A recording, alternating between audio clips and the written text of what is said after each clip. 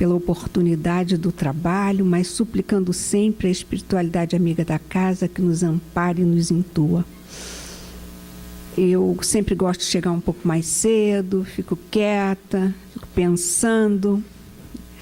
Quer dizer, a gente fica acreditando que a gente fica pensando mesmo, que a gente fica quieta, não. Eles nos aquietam porque eles já têm alguns recados para nos mandar, né? E, na verdade, é nos orientar aquilo que nós vamos precisar falar. E a prece do companheiro, ao final, dizia o seguinte: para que nós possamos servir, ajudar, amparar. E olha o que eu fiquei pensando enquanto estava ali sentada. Eu não sei se todos aqui sabem que nós espíritas somos apenas 2% da população cristã. Somos apenas 2%. Mas ela tem uma característica muito interessante, que ela é a de maior nível intelectual. Engraçado, né?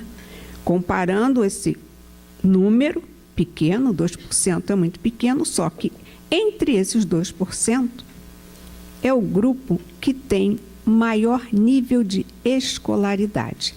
Certamente, se nós fizermos aqui um levantamento, que não vai faltar é professor. Na minha casa, o que tem é professor. Então, veja bem, é outra observação que eu faço quando estou ouvindo a CBN.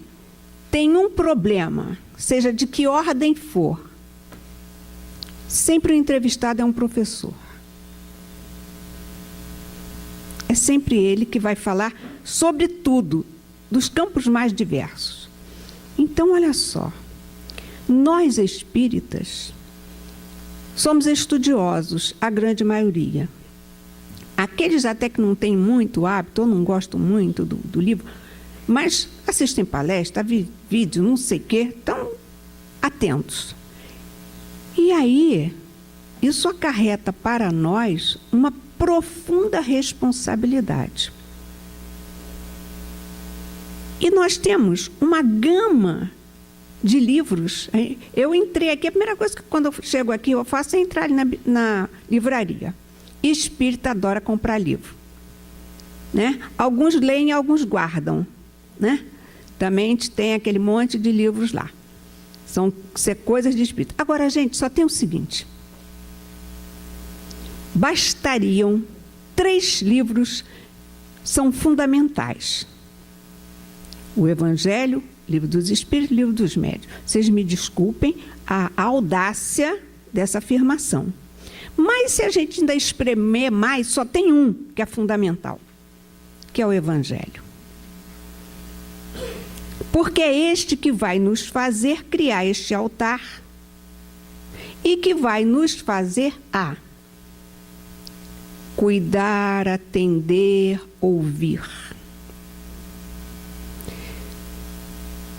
É preciso, principalmente, as pessoas que estão à frente de trabalhos, de algumas responsabilidades, não deixem de ler Perturbações Espirituais, de Manuel Filomeno de Miranda, que vem mostrar um lado nosso espírita que nós não gostamos e que existe. É o lado vaidoso, arrogante, prepotente, nada fraterno. Eu vou contar uma história aqui que vocês vão dizer, mas essa, além de tudo, é fofoqueira. Mas vocês me desculpem, ainda tenho esse defeito. Eu juro que eu não vou dizer o nome do santo. Eu fui a uma casa fazer uma palestra. Tinha ido há muitos anos atrás. Então, quando eu cheguei, eu não consegui abrir o portão. Aí uma pessoa, de uma forma extremamente indelicada, gritou como, tipo assim, não está vendo que abre assim? Entrei e vou logo dizendo que não sou nenhuma pérola, tá? Mas cheguei, me pediram para que eu me dirigisse à dona fulana, fui lá. Encontrei a dona fulana. A dona fulana, de cabeça baixa, estava. Eu desejava falar com a dona fulana. Sou eu. Aí eu disse, meu nome é Leda, eu vim fazer a palestra. Ah, minha querida! Aí levantou, veio me abraçar, me oferecer café, guaraná e bolo. Gente, não é isso não. Nós precisamos acolher. A casa espírita, antes de tudo, é um grande hospital. A maioria de nós aqui chegamos enfermos, em busca de remédio, de cuidado, de quem nos escute, sem julgamento. Não, ouça, não precisa nem dizer nada. Às vezes o que nós estamos precisando é apenas desabafar. Então, e nós vamos ver, inclusive pelas nossas questões de hoje, que tudo cai no Evangelho. Claro, o Livro dos Espíritos ele é importantíssimo. Mas nós vamos sempre tirar o que daquilo ali? A questão que é moral, é aquilo que você vai precisar para usar no dia a dia.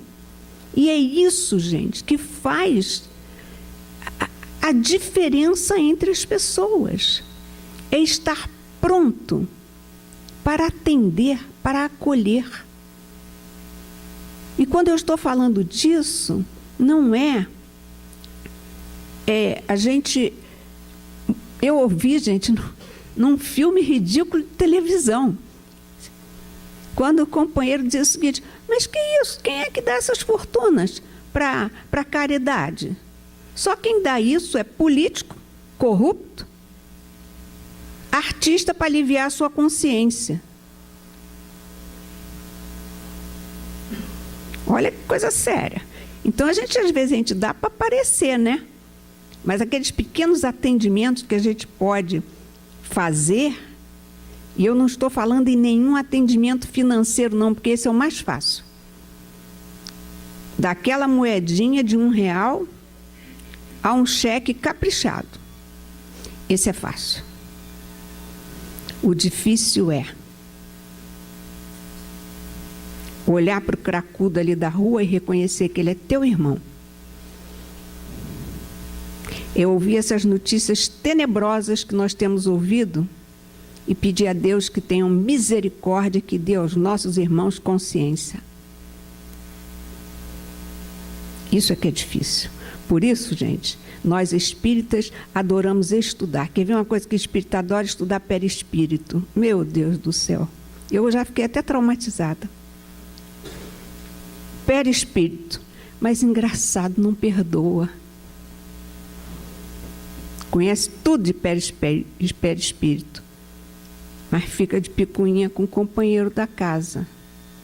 Porque não perdoa. Então, o mais difícil de tudo do Evangelho é perdoar. E Jesus nos deu, né, essa grande lição. Perdoa, Pai. Eles não sabem o que fazem. E essa até que poderia ser a nossa reflexão aqui, né? Porque se todos os nossos irmãos tivessem plena consciência de que todos terão que dar conta e reparar os seus estragos, já certamente não caminhariam. Mas para que nós entremos aqui nas nossas questões, que aliás, meninos e meninas, são 29, hein? Já viu que vai ficar difícil. Mas vamos lá. Primeira coisa que nós precisamos guardar, que a gente... É só para repetir, isso é quase que uma coisa só mais didática, mesmo coisa de professor. A gente não pode jamais esquecer, jamais, que nós somos espíritos. Que às vezes nós só nos lembramos que somos espíritas, mas não, nós somos espíritos. Primeira coisa é isso. A maioria dos que eu estou vendo aqui são encarnados, que não têm evidência. Então, os outros que estão aqui, não os vejo, mas tenho certeza que aqui estão. Que nós temos um corpo temporário, né? E o que é que daqui nós levaremos? Gente, se nós tivéssemos essa certeza, mesmo, nós não nos estressaríamos tanto.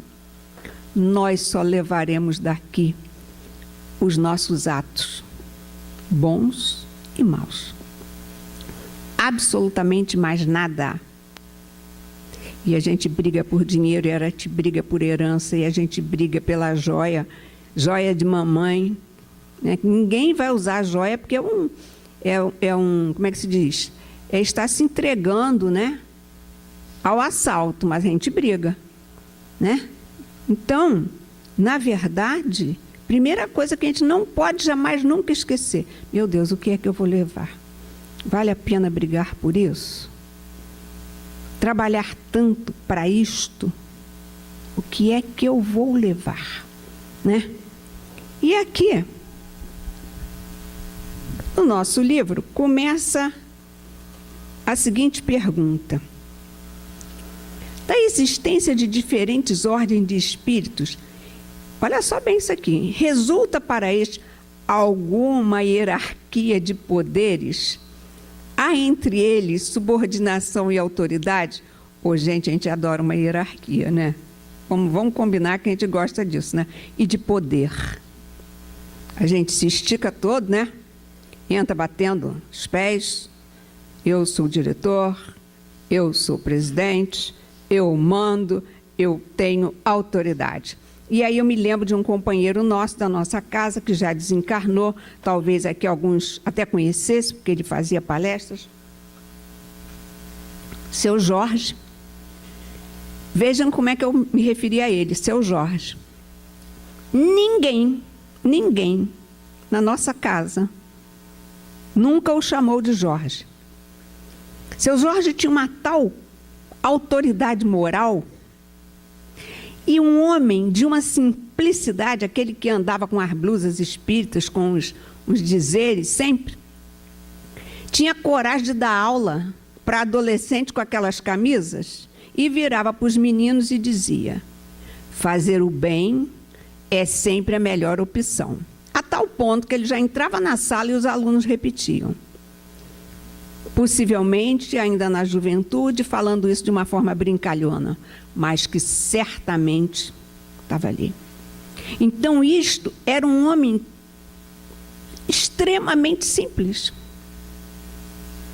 Mas ninguém nunca o chamou de você. Até pessoas bem mais velhas do que ele. Então, é aqui. Esta é a autoridade que nós precisamos buscar. Não é buscar, não. É a nossa melhora moral que nos dará isto. E olha qual é a resposta. Muito grande. Os espíritos têm sobre os outros autoridade correspondente ao seu grau de superioridade, que eles exercem por ascendência, olha só, moral e irresistível. E ele diz assim: mas podem os espíritos inferiores subtrair-se à autoridade dos que lhes são superiores? Eu disse, irresistível. Então não tem. Não vai ser dinheiro, nada disso. Não é dinheiro, não é pose, não. É uma conquista que vai muito, muito, muito além. Olha só. O poder e a consideração que um homem gozou na terra lhe dão supremacia no mundo dos espíritos? Jesus, olha isso aqui. Não. Pois que pequenos serão elevados e os grandes rebaixados. Gente, a gente vemos, olha que lindo. Nós vemos, né? Aquela passagem lá do Evangelho da Rainha de França, ciente da sua condição, aquele outro, né, que vê o seu empregado e ele quer água, porque ele quer que ele venha atendê-lo. Está aqui, olha. Por quê? Porque você não vai levar para lá nenhum poder, nem nenhuma consideração especial. Isso aqui é muito sério. E aí a gente já começa a refletir o seguinte: ah, meu Deus, se eu soubesse. E isso é que é sério para nós espíritas.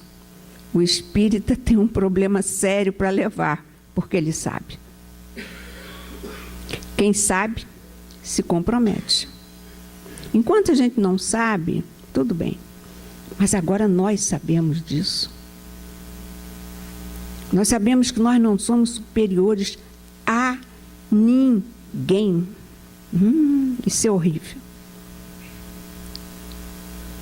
Quando a gente consegue tomar consciência de que nós somos todos irmãos, ai meu Deus, todo mundo quer ser irmão de Chico Xavier, não quer? Oh, que maravilha, todos querem. Mas ninguém quer ser irmão de Fernandinho Beiramar. Só que Chico já fez as conquistas dele, não temos nem a noção de onde ele está. Fernandinho Beiramar fará também, porque ele é um filho de Deus, que tem um ponto a atingir. Quanto tempo vai demorar? Também não nos interessa, só a ele. Agora, vocês já imaginaram, no dia que ele se decidir para o bem, com o seu poder de comando, de liderança, caramba, vai rapidinho. No momento em que ele se mobilizar para o bem,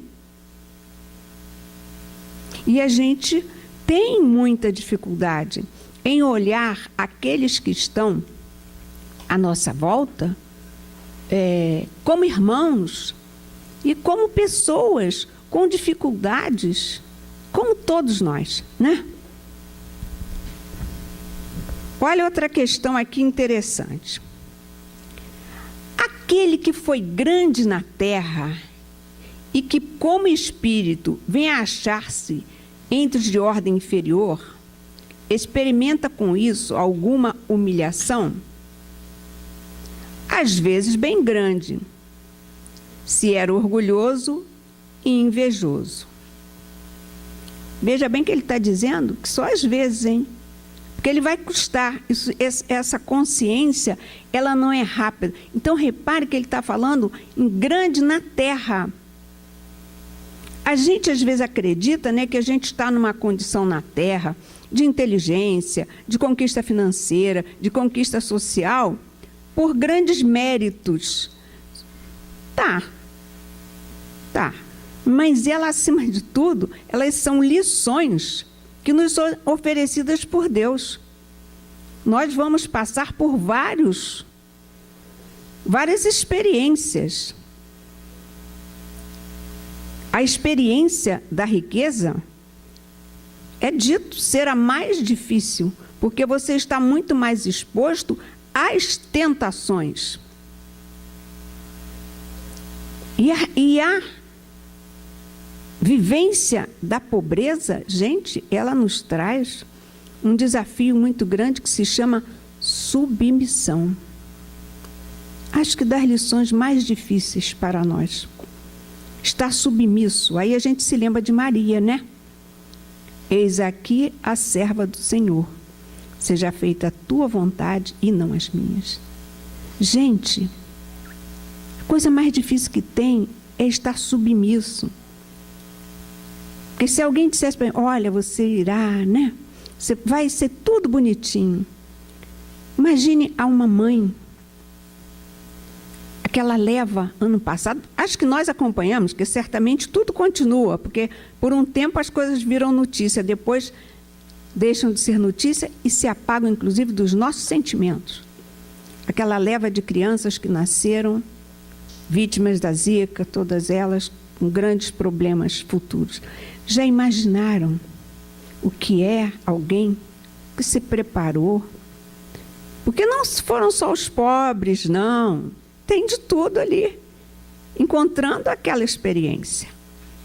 E aí você está submisso, aceitar. Este é o teu filho, que não é teu.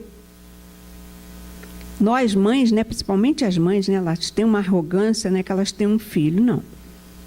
Deus nos empresta o filho dele para que nós tomemos conta por um período. Naquele período, ele é seu filho emprestado, para que você cuide e o auxilie para que se torne melhor. Olha, que desafio e que compromisso. Mas, às vezes, nós vamos também observando, né, que algumas ainda não estão nem preparadas para este papel, mas elas ocupam os lugares de outras que não querem, em momento algum, permitir que outros espíritos reencarnem. Eu conheci lá no presídio uma jovem, 26 anos. E eu lembro que o dia que eu cheguei, a assistente social virou e disse assim para mim: "Ô Leda, ouça essa história. Fulana, diga para ela quantos filhos você tem." Aí ela fez com a mão o seguinte: ela tinha 9 filhos, tinha perdido 2, tinha 7. 26 anos. Rindo. O comportamento dela era de uma criança. Não era coisa de retardo, não. Era de infantilidade mesmo. Eu perguntei: você começou a ter filho com quantos anos? Com 14. Então, veja bem. Qual é o primeiro pensamento nosso? Tenho certeza que alguém aí pensou, porque eu também pensei. Louca. O primeiro pensamento nosso é esse: louca. Mas como é que um corpo de uma menina de 14 anos teve condições de até os 26 ter 9 filhos? Este corpo tinha que ter sido protegido por Deus, né? Deve ter tido gravidez de gêmeos. Deve ter tido, porque não é possível. E praticamente um atrás do outro. Como se explicar isto? Ela, na verdade, ela estava sendo o quê? Algo para colocar ali aqueles espíritos para que eles pudessem. Eu não quero, você não quer bem. Quem é que é? Ah, deixa comigo que eu vou. Então, a gente precisa pensar e respeitar. A gente desconhece os caminhos de Deus. Quem é que Ele tem? Quem está disponível? Então, muitas das vezes, nós não estamos dizendo que não haja, não estamos querendo tirar dela a responsabilidade, não é isto.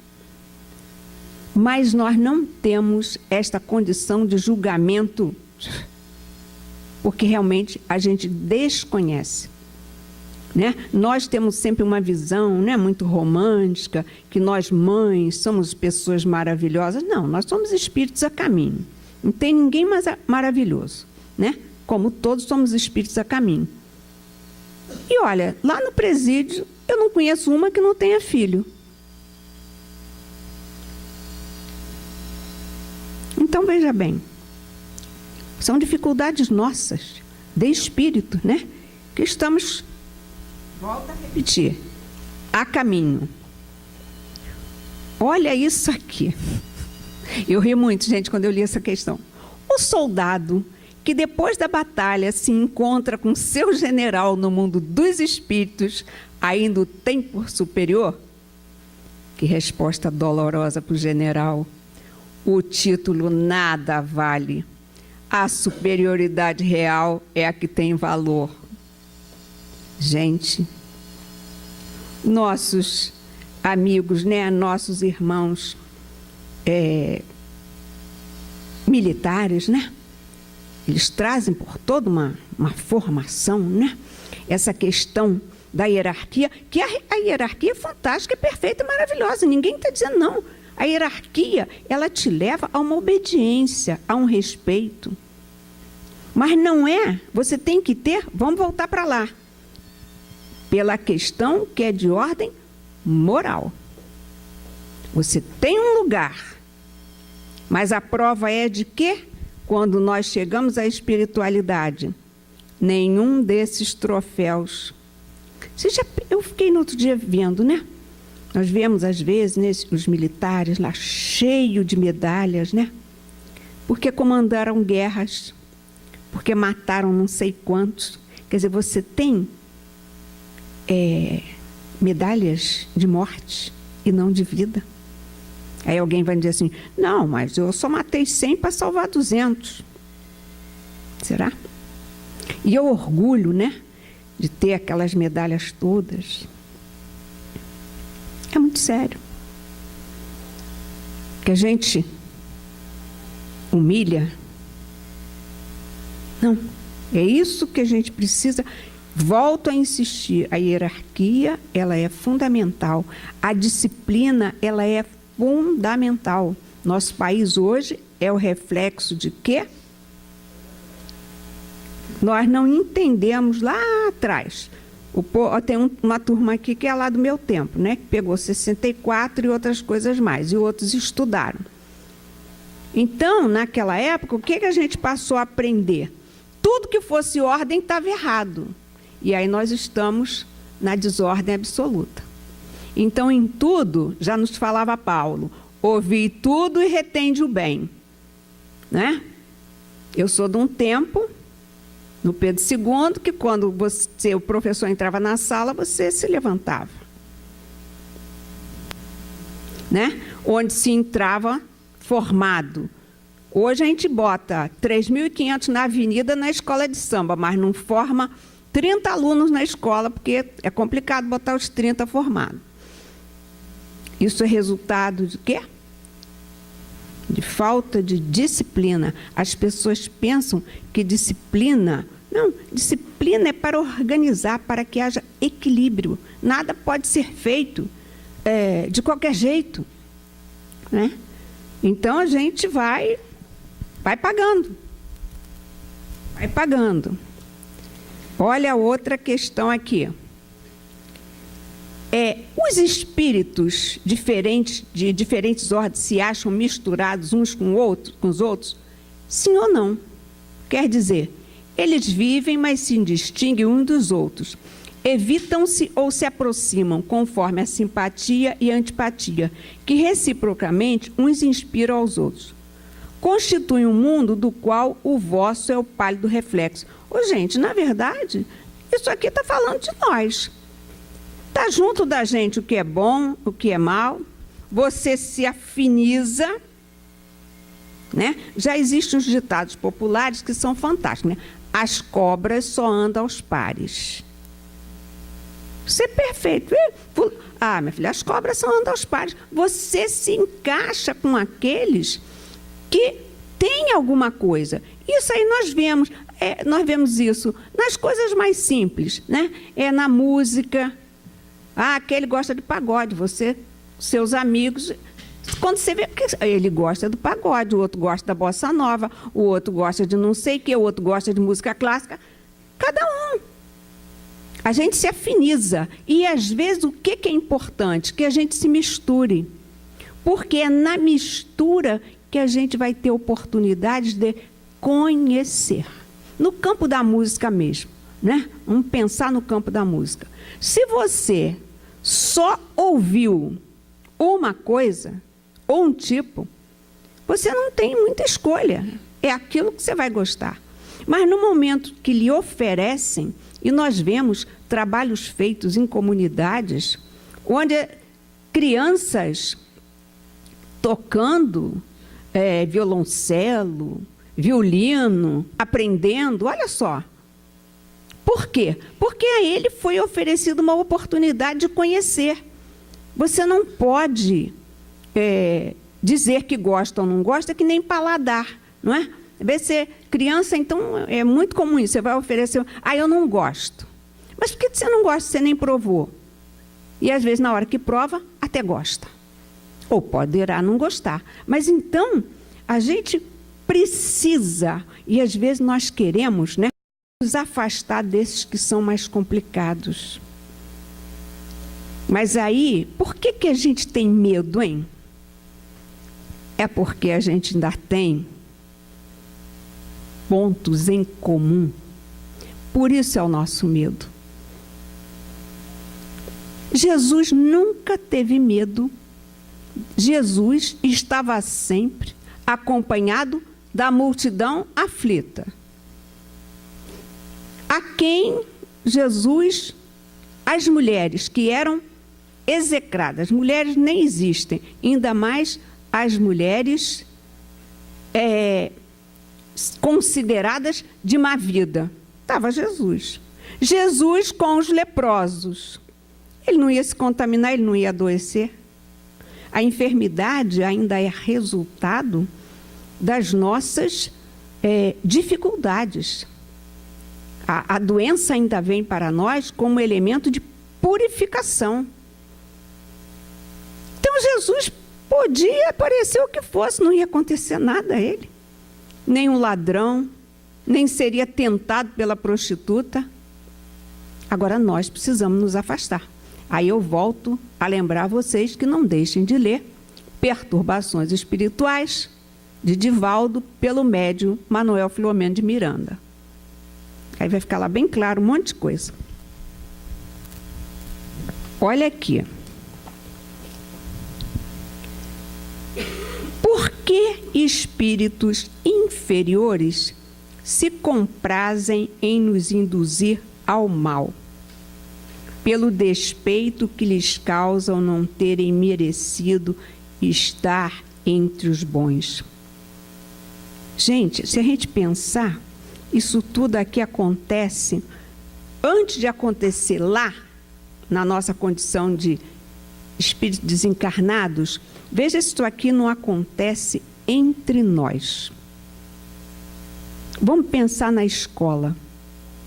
Aquele aluno que não quer nada. Ele não quer nada. A coisa que ele mais quer é perturbar o bom aluno. Por absoluta inveja. Eu não consigo. Não quero que você consiga. Nós vemos isso, gente, um monte de coisas à nossa volta. Sabia que ela agora resolveu que vai fazer dieta para emagrecer? Não vai conseguir nada. Não pode ver um doce. Você está lá com não sei quantos quilos a mais.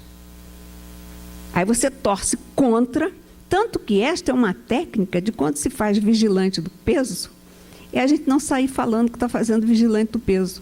Porque tem a turma do contra. Isso é besteira. Gente, que absurdo, você agora só pode comer não sei o quê. Amanhã nós desencarnamos e nós vamos com todas essas mesmas dificuldades, que é não querer que o outro melhore.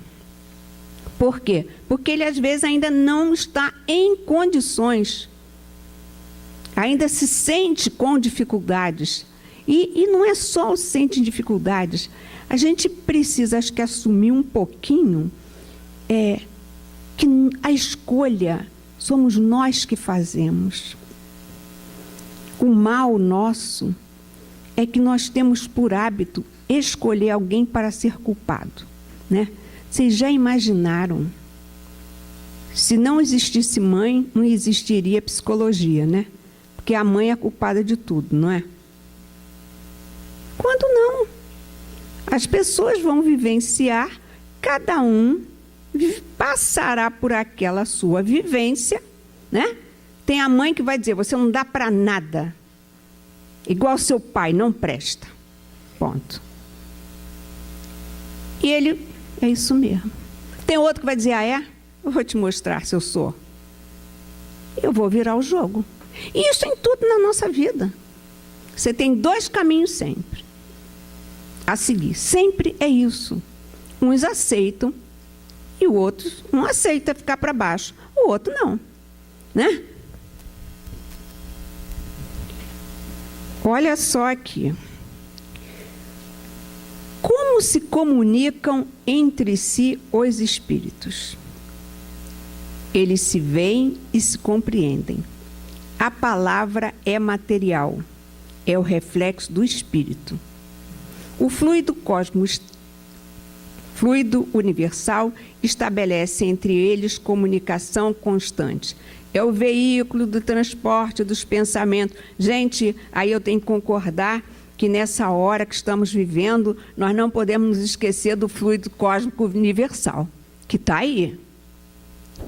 E é ele que está alimentando os nossos pensamentos. Então, nós precisamos entrar na onda de alimentar para a harmonia, para a boa saída, para uma solução, e não para a violência. Nós nos comunicamos pelo pensamento. Existe essa força, essa energia que vai, que caminha. Gente, isso aí não é religioso. Isso é uma questão de física. É atração e acabou. Isso não tem nada a ver. Qualquer um tem condições de compreender, porque a gente percebe isso na nossa vida. Você entra muitas das vezes num determinado lugar, você entra às vezes num banco, você entra num supermercado, num ônibus, as vibrações estão lá. Os médios, embora todos nós sejamos médios, mas alguns, né, com essa questão mais ostensiva, eles saem dali carregando aquilo tudo, passando mal. Como também ele pode receber orientações que lhe chegam através do pensamento, que a gente ia dizer, tive uma ideia. Não teve ideia, não é? Elas chegam, elas apenas chegou a você para que se materializasse, você pudesse botar aquilo em ação.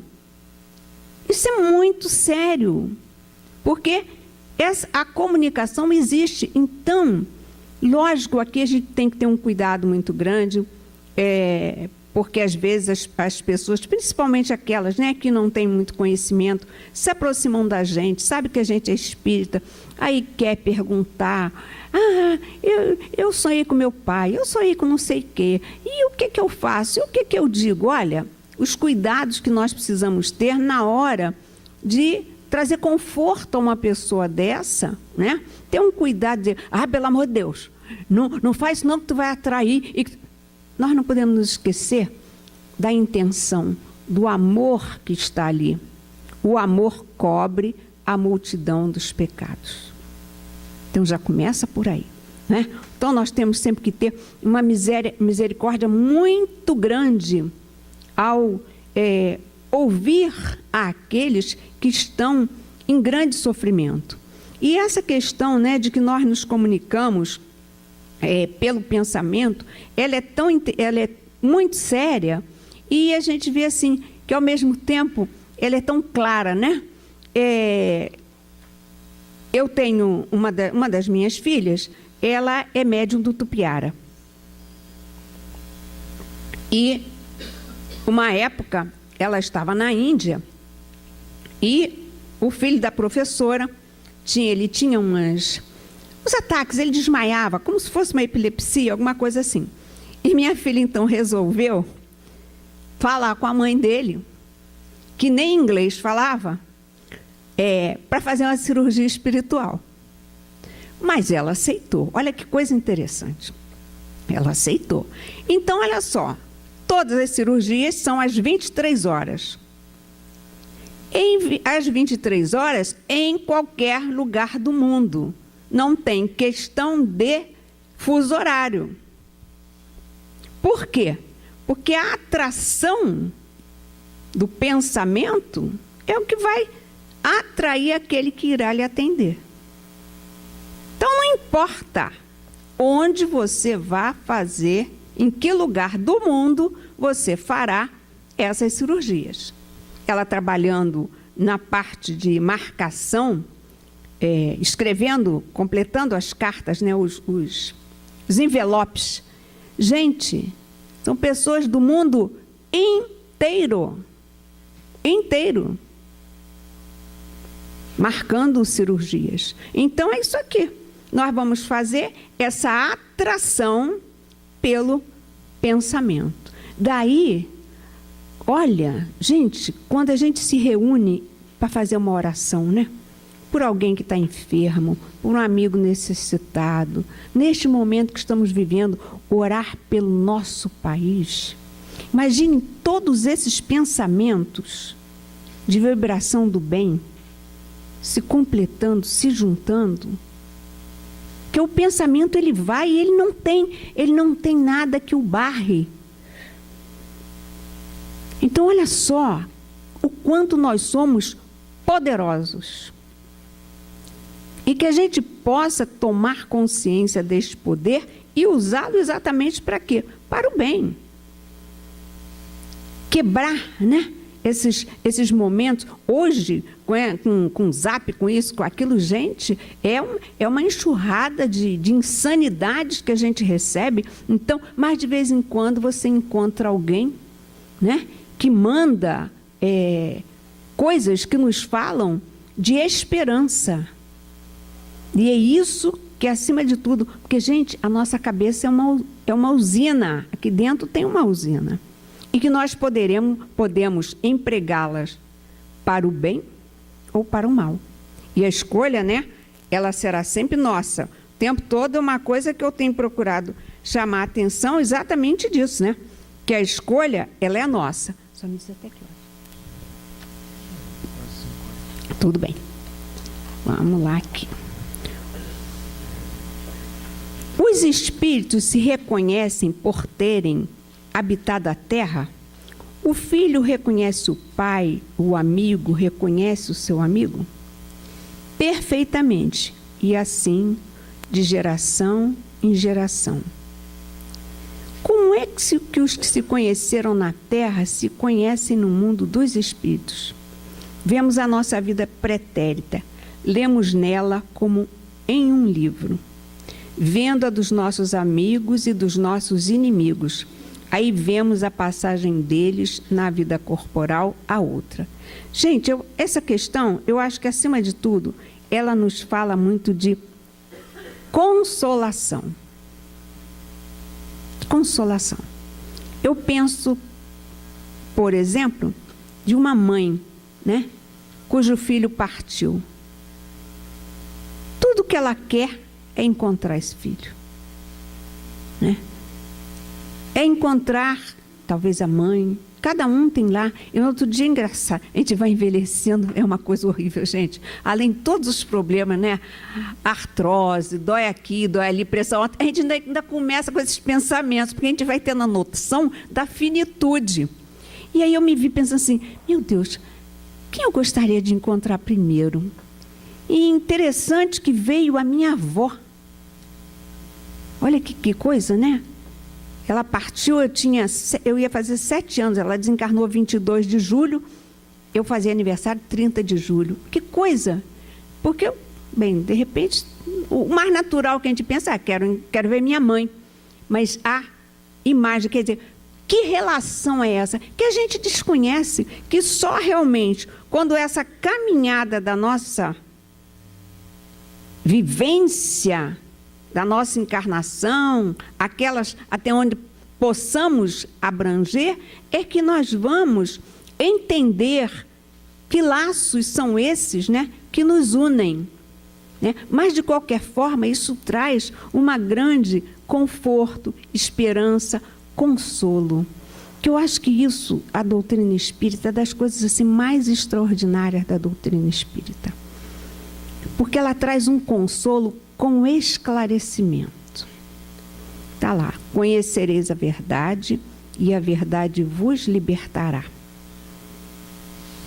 A doutrina, ela te bota de pé e te faz caminhar. Às vezes nós chegamos a casas como esta no chão, arrastadas, trazidos no colo. Tem a menor dúvida. E aqui nós somos cuidados, orientados, amparados, mas depois ele diz, como Jesus falava, levanta-te e anda. Nós não ficamos a vida inteira entregues. E o maior esclarecimento junto a isso, né, que a doutrina nos coloca, ela nos convida ao trabalho. Ao trabalho. Quando a gente é mais nova, o nosso sonho é o dia da aposentadoria, né? Todos sonharam com a aposentadoria, só que ninguém pensou que fosse viver tanto, né? E aí, tá aí, de bengala, de andador, de não sei o quê, estamos todos aí. E o que é que nós precisamos fazer para conseguir uma qualidade de vida, para que a gente não se deixe envolver por tudo que está à volta, porque isso está no ar. É o trabalho no bem. Quando eu estou falando trabalho no bem, eu estou falando de 1000 coisas que pode ser o trabalho no bem. Telefonar para uma amiga, que é coisa que hoje ninguém mais faz, né? Manda uma mensagem, mas liga assim para ouvir a voz dela, porque na voz dela ela não vai te enganar, né? Porque é que nem hoje a gente entra lá, todo mundo está feliz, né? Ninguém é infeliz na internet, né? Quando liga lá aqueles negócios, todo mundo passeando, sorrindo. Quando a gente sabe que é uma grande mentira, né? As dores estão lá, né? Então, liga para chama lá a vizinha chatinha para ir tomar um café com você. Isso é de uma caridade maravilhosa, que às vezes é tudo. Ela não tem ninguém para falar. Ela não tem ninguém para falar. No nosso grupo lá de trabalho, a mais nova tem 50 anos, a mais velha tem 91 e o marido tem 102. Até há uns 4 meses atrás, ele ainda estava andando sozinho pela rua, ele agora só anda com o filho. Mas ele vai ao banco, ele que mexe em tudo que é dele, 102 anos. E ela com 91 vai lá trabalhar. Então, aí tem assim, uma que operou a coluna, uma que caiu, teve que botar prótese de fêmur. Tudo bem, mas estamos trabalhando. Cada uma com uma história pior do que a outra. Mas naquele momento em que estão juntos trabalhando, estão se tratando. Não pense que nós estamos fazendo. Ilude-se quem pensa que faz caridade para alguém. Ninguém faz. Mentira. Nós fazemos para nós mesmos. A gente não tem nem consciência disso, não. Há algum tempo eu achava que a oficina era um trabalho para os bebês. Hoje eu tenho plena consciência que a oficina é um trabalho para nós, as vovós. Porque quem precisa do trabalho somos nós. Se nós não dermos, alguém dará, alguém vai fazer. Mas o nosso papel, o nosso tempo ocupado produtivamente, ele é nosso. Meus amigos, ainda ficaram muitas questões. Vocês com calma, deem uma olhada, pega livro mesmo, tá? Eu sou do tempo do livro, da caneta, risca, rabisca, escreve, pensa, reflete, né? Daqui a algum tempo vocês vão olhar, vão ver, caramba, eu já me modifiquei, já estou vendo isso, mais coisas aqui. E será sempre motivo de muita alegria. Meus amigos, por tudo eu só tenho a agradecer. Muita paz a todos, graças a Deus.